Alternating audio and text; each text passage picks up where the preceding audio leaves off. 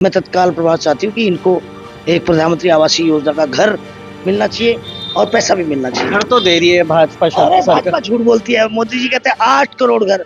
अरे मोदी जी 1% घर दे दो उत्तराखंड को। 1% घर दे दो। 0.01% भी नहीं है। मैं विरोध करता हूँ उसका जो वोट मांगने यहाँ पे आते हैं और जीत जाते हैं, उसके बाद ये ऐसे ही रोते रह जाते हैं परिवार, और फिर उनके पीछे देखने वाला कोई नहीं होता है। उस दिन बारिश और हवा बहुत तेज थी और बिजली कड़की तो मकान की छत गिर गई। वो गेली गेल मर गया 2 बच्चे और बड़े हसीन और खूबसूरत बच्चे थे। और वह मुझे कहानी लगी, बोलने में लगी। ये वो मलबा है जिसके ऊपर बिजली गिर जाती है और अंदर 9 से 10 लोग रहते हैं, जिसमें कि 2 बच्चे भी थे जिनकी मौत हो जाती है और 9 लोग अभी भी घायल हैं।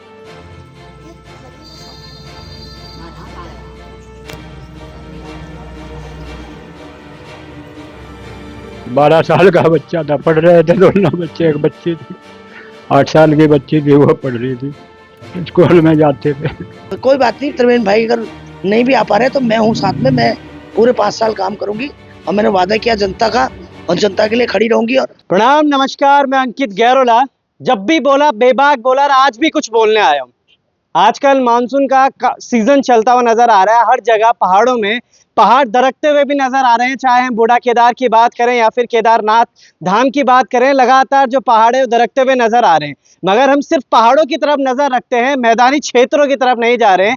जी हाँ, मैं इस वक्त बादराबाद में मौजूद हूँ। बादराबाद का एक गाँव है ये, उनसे बात करेंगे, हम समझेंगे। मगर उससे पहले ये देखिएगा, जो पीछे मलबा देख पा रहे होंगे आप, ये वो मलबा है जो यहाँ पर ढह गया है। मतलब कि ये वो मलबा नहीं है जो यहाँ पर घर बनाने के लिए लाया गया था। ये वो मलबा है जिसके ऊपर बिजली गिर जाती है और अंदर 9 से 10 लोग रहते हैं, जिसमें कि 2 बच्चे भी थे जिनकी मौत हो जाती है और 9 लोग अभी भी घायल हैं।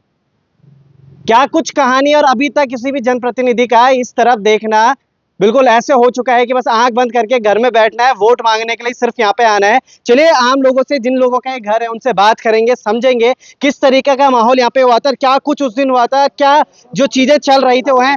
उत्तराखंड की बेटी भी हमारे साथ मौजूद है। मैम के पास में थोड़ी देर में आता हूँ। मैम, पहले मैं उनके पास जाता हूँ, उसके बाद मैम से बात करेंगे और समझेंगे कि आखिर क्या कुछ कहानी ऐसी थी कि अगर पहाड़ों में हम अगर नजरें बनाए हुए हैं, तो फिर शहरी क्षेत्र में या फिर जो हमारा ये प्लेन का क्षेत्र आता है उस तरफ क्यों नहीं नजर आया? क्योंकि ये वो व्यक्ति नहीं है जिन्होंने आपको वोट डाला था, या फिर आप वहीं जाएंगे जहां पर आपको थोड़ा सा प्यार मोहब्बत या चीजें मिल सकती हैं।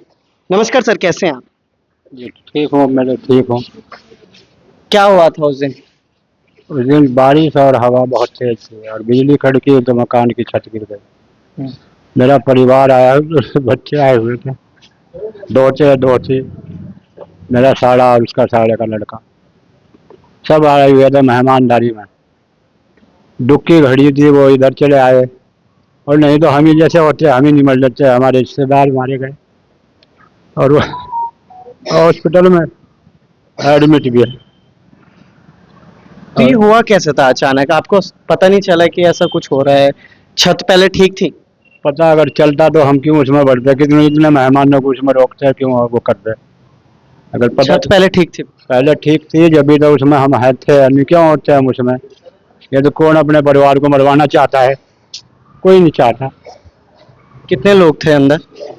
10, 11, 12 लोग थे, 12, 13। 12 लोग थे। 12 लोगों में से 2 बच्चे। 2 बच्चे का इंतकाल हो चुका। वो आप गेली गेली मर चुके थे वो तुरंत ही? जी, वो गेली गेल मर गए 2 बच्चे और बड़े हसीन और खूबसूरत बच्चे थे। और वह मुझे कहानी लगी, बोलने में लगी। मेरे लिए बड़ी दुख की घड़ी। बड़ा दुख है। बच्चे जिन्होंने अभी बहुत कुछ देखना था अपने जीवन में, आगे बढ़ना था। कितने कितने साल के रहे होंगे? एक 12 साल का बच्चा था, पढ़ रहे थे दोनों बच्चे। एक बच्ची थी 8 साल की बच्ची थी, वो पढ़ रही थी, स्कूल में जाते थे। दोपहर में ही आ गया वो बच्चे। मैं पूछा, बच्चे तुम क्यों आ गए भाई? मास्टर ने छुट्टी दे। कितने बजे की बात होगी? 8 के 7:30 के बीच की बात। सुबह? शाम को? शाम को हाँ, 8 बजने का कुछ कमी थी, 7:30 से ऊपर टाइम था। आंसू है उनकी आंखों में और दुख झलक। कोई आए सांसद वगैरह आपके पास? विधायक साहब आए थे फुरकान जी, और हमारे एसडीएम साहब जवाइंट एसडीएम साहब आए थे। उन्होंने उनकी बहुत हमदर्दी है, वो बेचारे उन्होंने बहुत दुख लिया और बहुत मुसीबत से यहाँ पहुँचे। कांवड़ चल रही थी, कांवड़ में पैदल चल चल करके हमें लोग मेरे पास पहुँचे। बहुत मैं उनका आभार जताता हूँ, बहुत अच्छे आदमी हैं। इतना जो दुख उनके अंदर है, और मैं आज भी कह रहा हूं, मैं किसी पार्टी का विरोधी नहीं हूं, ना मैं कांग्रेस का विरोध कर रहा हूं, ना मैं भाजपा का विरोध कर रहा हूं, ना मैं किसी अन्य दल का विरोध करता हूं। मैं विरोध करता हूं उसका जो वोट मांगने यहाँ पे आते हैं और जीत जाते हैं, और उसके बाद ये ऐसे ही रोते रह जाते हैं परिवार, और फिर उनके पीछे देखने वाला कोई नहीं होता है। मगर उस वक्त काजू किशमिश बादाम के साथ साथ, अगर आप सर, गलती हम आम जन की भी होती है, काजू किशमिश बादाम के साथ एक लिस्ट भी बना के रख देने कि हमारी ये प्रॉब्लम्स है, इनको अगर आप सॉल्यूशन नहीं देंगे, इनका निवारण नहीं करेंगे, तो शायद दोबारा आप यहाँ मत आइएगा। उत्तराखंड की बेटी हमारे साथ मौजूद है, लगातार आवाज उठाती हुई नजर आती है। एक बार फिर से उनसे मुलाकात करिए। इससे पहले भी एक बच्ची को न्याय दिलाने के लिए लगातार आवाज उठाती हुई नजर आ रही थी। मैम, क्या कुछ कहेंगे इस विषय में? मैं पिरान कलियर विधानसभा और हरिद्वार लोकसभा सीट है, और उसके भारतपुर भौरी से आगे डेरा गांव में हूँ, और ये सारे हमारे मुस्लिम भाइयों के गांव हैं, और कम से कम 40-45 गांव हैं इधर। और कांवड़ जब चल रही थी उस दिन अचानक बहुत बारिश आई 2 दिन पहले।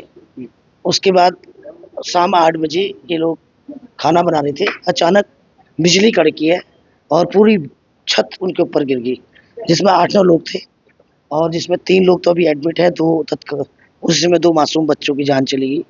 तो मैं चाहती हूँ कि जो एक्स एमपी हैं या प्रेजेंट एमपी हैं या हमारे यहाँ के एक्स मुख्यमंत्री हरीश रावत जी हैं, इन सबसे चाहती हूँ कि इनकी खैर खबर लें। और मैं मुख्यमंत्री से चाहती हूँ कि ये भी अपने उत्तराखंड के लोग हैं, हमारे वोटर हैं और हमारे लोग हैं, तो इनको बहुत अच्छा लगेगा जब एक सीएम, भाजपा का सीएम, जब सबका साथ सबका विकास की बात करते हो, तो अगर इस परिवार को क्या कहते हैं, मुख्यमंत्री राहत कोष से अगर बहुत रिस्पेक्ट बनेगी आपकी, और मैं पूरी उम्मीद करती हूँ कि डीएम न्यास फंड से भी, अब आपदा फंड होता है डीएम का भी, और उसके बाद मुख्यमंत्री राहत कोष भी आपदा में करोड़ों रुपए आते हैं इनके पास, तो ऐसे परिवार को दिया जाना चाहिए, और मैं मांग करती हूँ। और मैं ये चाहती हूँ कि हमारे त्रिवेंद्र सिंह भाई भी यहाँ से एमपी बने हैं, ये कुछ लोग मेरे भी वोटर हैं यहाँ के काफ़ी, जिन्होंने मेरे कहने पे काफ़ी वोट दिया इधर, तो इसलिए इन लोगों की खैर खबर, काफ़ी मुस्लिम लोगों ने भारतपुर भौरी में वोट किया है भाजपा को। हाँ, तो मैं चाहती हूँ कि भाई मेरी जिम्मेदारी बनती है, और मैं उनसे उम्मीद करती हूँ अगर सांसद निधि से आपके कोई प्रावधान है तो आप भी कुछ दीजिए, और विधायक तो खैर फुरकान भाई हैं ही, वो आ भी चुके हैं, वो दे भी देंगे। और सबसे ज़्यादा डीएम आपदा फंड से और मुख्यमंत्री राहत कोष से मैं तत्काल प्रभाव चाहती हूँ कि इनको एक प्रधानमंत्री आवासीय योजना का घर मिलना चाहिए और पैसा भी मिलना चाहिए। घर तो दे रही है भाजपा अरे सरकार। भाजपा झूठ बोलती है, मोदी जी कहते हैं 8 करोड़ घर। अरे मोदी जी 1% घर दे दो उत्तराखंड को, 1% घर दे दो, 0.01% भी नहीं है, हमें झूठ बोलते हैं। अभी यही प्रधानमंत्री आवासीय योजना का हमने उद्घाटन किया था, वो फाइल ही बंद कर दी। अच्छा, यहीं पर आपके पतंजलि के सामने।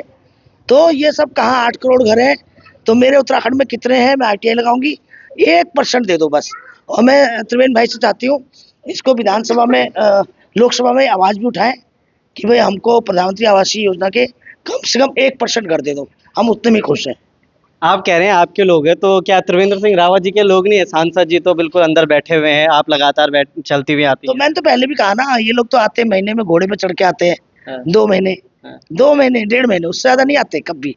और जनता को तो भी पता है, मगर वोट करना है उनको, क्या करें, उनके पास कोई ऑप्शन नहीं है। तो इसलिए अगली बार ये उनको चुने जो इनके लिए खड़े हों। तो इसलिए कोई बात नहीं, त्रिवेंद्र भाई अगर नहीं भी आ पा रहे तो मैं हूँ साथ में, मैं पूरे 5 साल काम करूंगी, और मैंने वादा किया जनता का, और जनता के लिए खड़ी रहूंगी, और यूं ही पसीना बहाते रहूंगी। चलिए, बहुत बहुत धन्यवाद मैम आपका हमारे साथ जुड़े रहने के लिए। मगर क्या कुछ इस पूरी कहानी में होता है, इसकी भी अपडेट आपको लगातार बताते रहेंगे। मगर जिन परिवार ने अपने 2 बच्चे और 9 लोग अभी भी घायल हैं, उनका दुख देखने के लिए जो जनप्रतिनिधि है, आइए समझिए क्या कुछ यहाँ पे हो रहा है। तब तक के लिए बने रहिएगा लोकार्पण के साथ। बहुत बहुत धन्यवाद।